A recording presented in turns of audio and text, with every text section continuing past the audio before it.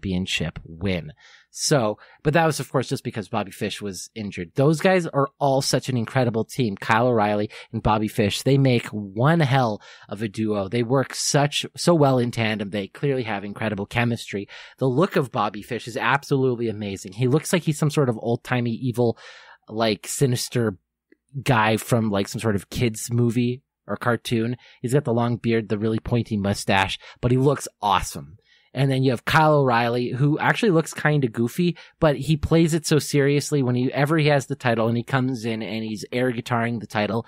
And not only that, the guy is an incredible wrestler. In fact, I have a Canadian power ranking list coming out here pretty soon for my top Canadian wrestlers.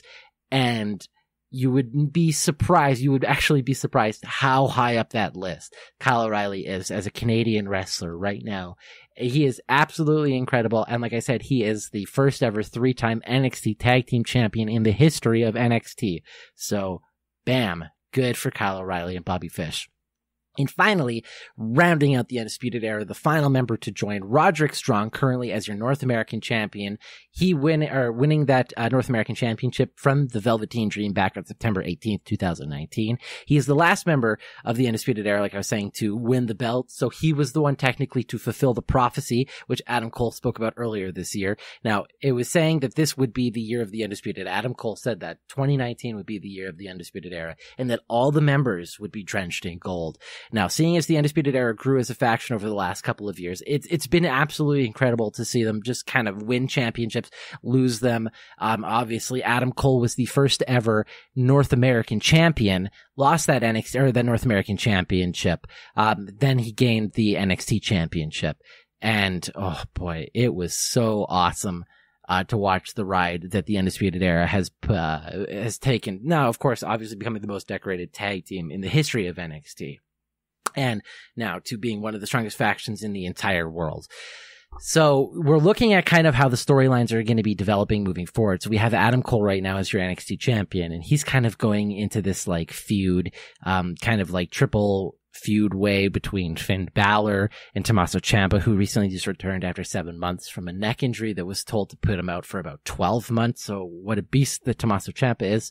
Adam Cole is going to have a hard time probably retaining this NXT championship. So I don't necessarily know if he'll be the first person to lose that championship, though, because next week on what day will this be? Hold on, I got to double check here. Wednesday, October 23rd, we have Roderick Strong defending the NXT North American Championship from Dominik Dijakovic and Keith Lee, who have put on 3 really incredible matches on NXT. They had their third one, the rubber match, this week on Wednesday, in which Roderick Strong interfered, thinking that he would be able to cancel either of them for winning the NXT North American Championship title opportunity match. But it just backfired in his face. William Regal came out saying, haha, you think you won, but now the joke's on you. Now you have to defend it against both of these guys. And Keith Lee and Dominik Dijakovic are no slouches in the ring. These guys were doing some incredible things. There was a part where Dominik Dijakovic had Keith Lee over his shoulders and did like a powerbomb after holding him and lifting him up for a while. Keith Lee's like 300 pounds. And Dominik Dijakovic, though he's very tall and big, he's a big guy. Like, he's slender in comparison to Keith Lee. So it was incredible to watch. And Keith Lee pouncing people out of the ring. It's so good. But this week we also saw that the Undisputed Era, had taken out, the Velveteen Dream. They came to the ring and Roderick Strong, his shirt was ripped, and we're like, oh, I wonder what that's all about. And, they tell, Kyle O'Reilly to go give this like USB drive to the commentators. So the commentators are like, what is this? It's a USB drive. Well, let's go get it to the truck. So they give it out to the truck and they're like, okay, it's been cleared to show. And it shows the Undisputed Era just taking up the Velveteen Dream. It's just like laid out. And they're just cutting a promo on him talking about, yeah, you should have listened. You should have learned. We are here. You've made such a huge mistake. And like, you deserve this. Like you did this to yourself. And like Roddy is just beating up the Velveteen Dream, and there's nothing he can do. And, he cuts this great promo, and it's just showing like, oh, they're here. They're very dominant. And, it's kind of was the end for the Velveteen Dream, at least in the North American title for right now. So I'll be excited to see what happens with Dominik Dijakovic and Keith Lee. And then finally, we also have winning the tag titles, Bobby Fish and Kyle O'Reilly. And there's like a slew of different people who could be competing for that championship right now. And if you look at the different tag teams that are going on in NXT, you've got Oney Lorcan and Danny Burch, who recently just lost to Imperium, who are incredible, amazing, great, talented tag team as themselves. We actually saw this week Fabian Eichner and Marcel Bartel put on like a great match against Oney Lorcan and Danny Burch. But not only that, we have Breezango, we have the Forgotten Sons, and they're kind of going into a little bit of feud like that right now. You've got the Street Profits, who of course lost the NXT tag titles to the Undisputed Era, and they also had to lose their rematch as well. But there's a slew of amazing things that are happening right now with NXT, and with the Undisputed Era claiming that they were going to be holding all the belts in 2019 and actually fulfilling the prophecy, I think is absolutely incredible. And watching these guys go and build this incredible faction over the last couple of years has been one of my favorite storylines just in general, because they've put on such amazing storylines, like the whole feud between Adam Cole and Johnny Gargano.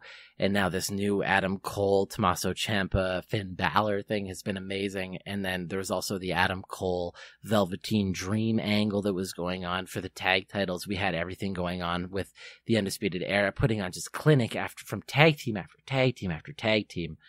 Oh, it's just incredible to watch. Anyway, we'll move on to the third and final storyline right now that I've been really enjoying and has been one of my top three storylines of 2019, or I would just say current favorite storylines that are going on. And that is the formation of the Inner Circle inside of AEW. So it's kind of like the Inner Circle versus AEW, the Elite, or where Chris Jericho kind of demands a thank you. So let's just kind of pull it back a little bit, give a little bit of backstory here. So the formation of AEW has been a bit of a paradigm shift, if you will, in the wrestling world.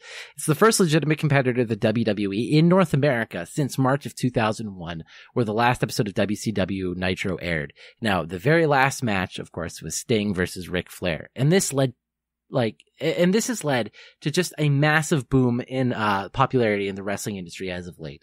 WWE now has legitimate competitors, so they're paying their wrestlers higher wages and signing them to longer contracts, so they don't jump ship obviously to their biggest competitor, which is now AEW.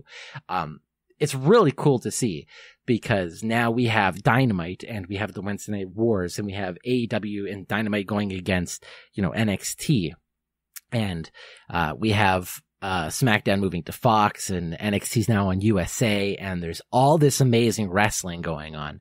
But not just that, we have NWA Power, which I've talked about. We have New Japan still legitimately putting on some of the best matches consistently every month with, of this year, some incredible matches. Will Ospreay versus, of course I can't think of the name right now. Shingo Takagi.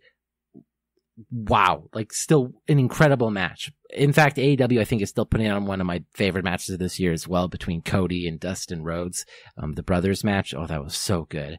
But talking about AEW, it all started back in 2018. Now, according to the Young Bucks, it all started in the back of a TGI Fridays in Japan, where they kind of came up with the idea of creating their own massive indie show.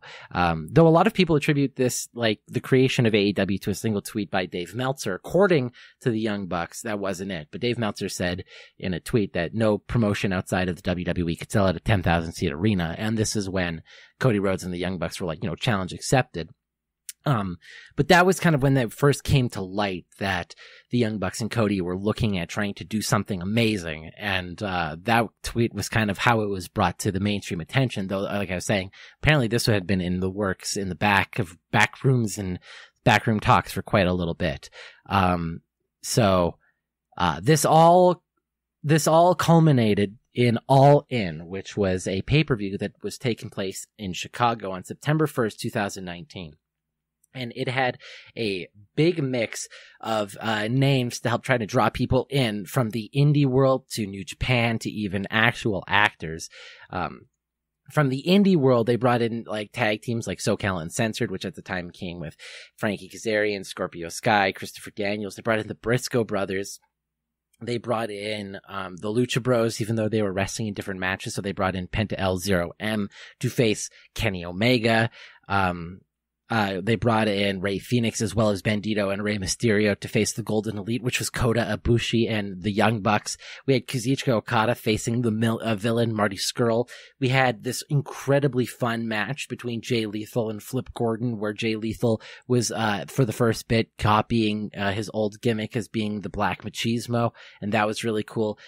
They had a really cool, like over the budget battle royale, where Flip Gordon actually won that earlier in the night by finally eliminating Bully Ray. We had MJF versus Matt Cross. We had Tessa Blanchard in a match as well, winning against Dr. Britt Baker, Chelsea Green, and Madison Rayne. We had Cody beat Nick Aldis for the NWA World's Heavyweight Championship. We had Hangman Page beating Joey Janela. It was an incredible pay-per-view, and like, oh, it was just so good. And they sold out in, what was it, like 15, 30 minutes or something for the very first pay-per-view they put out, and just totally destroyed Dave Meltzer's tweet.